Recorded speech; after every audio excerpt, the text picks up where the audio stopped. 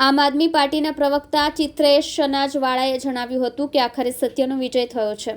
આમ આદમી પાર્ટીએ પહેલેથી જ લોકોમાં વિશ્વાસ અપાવ્યો છે કે તેઓ ભ્રષ્ટાચારની રાજનીતિથી દૂર રહેશે। સુરતના તમામ કોર્પોરેટર પ્રમાણિકતાથી લોકોની સેવા કરી રહ્યા છે, પરંતુ કેટલાક અધિકારીઓ અને શાસકો મળીને આમ આદમી પાર્ટીના કોર્પોરેટરોને ખોટા કેસમાં ફસાવવા માટેના પ્રયાસો કરી રહ્યા છે। પરંતુ ન્યાયપાલિકામાં પહેલા પણ અમને વિશ્વાસ હતો અને અત્યારે પણ છે અને કાયમ રહેશે।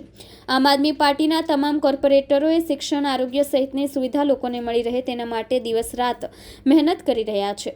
ભારતીય જનતા પાર્ટી આપના કોર્પોરેટરોને યેન કેન પ્રકારે ફસાવવાના અનેક ષડયંત્રો રચી રહી છે, પરંતુ અમે હંમેશા સત્યની સાથે રહીશું અને લોકોને વિશ્વાસ અપાવીએ છીએ કે અમે ક્યારેય પણ ભ્રષ્ટાચારના સમર્થક નથી। પ્રમાણિકતા અને પારદર્શિતા સાથે જનકલ્યાણના કામ કરીશું। અમારા કોર્પોરેટર વિપુલ સુહાગિયાને આજે કોર્ટે જામીન આપી દીધા છે। આગામી દિવસોમાં જીતેન્દ્ર કાછડિયાને પણ જામીન મેળવીને પ્રજાના કામ કરશે। અમને પૂરો વિશ્વાસ છે કે સત્યનો વિજય થશે। વિપુલ સુહાગિયા, કોર્પોરેટર, સુરત મહાનગરપાલિકા, આમ આદમી પાર્ટી।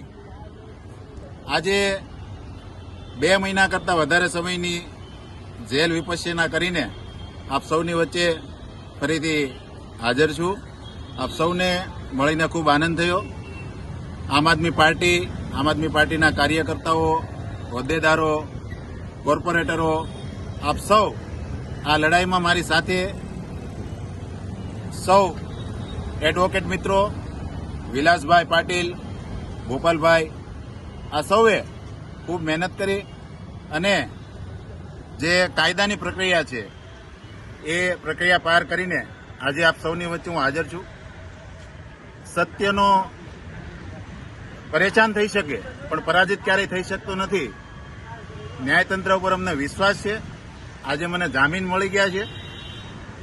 અમારી જે એડવોકેટની પેનલ છે, પાર્ટીની લીગલ ટીમ છે, આ સૌએ ખૂબ મહેનત કરી અને જે આ ભ્રષ્ટાચારીઓ, ભારતીય જનતા પાર્ટી, જે અમે પાર્કિંગ માફિયાઓ, ભ્રષ્ટાચારના માફિયાઓ, આ માફિયાઓ સામે જે લડાઈ લડી રહ્યા છે એ માફિયાગીરીને બંધ કરવાની જગ્યાએ વિપક્ષને તોડવાનું જે આ કાવતરાઓ કરીને અમને જેલમાં નાખવામાં આવ્યા, અમારી ઉપર કેસ કરવામાં આવ્યા, એનાથી અમે ડરવાના નથી।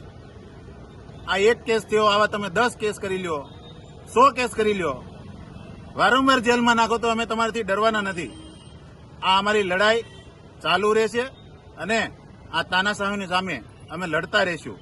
જય હિન્દ, જય જય ગરવી ગુજરાત।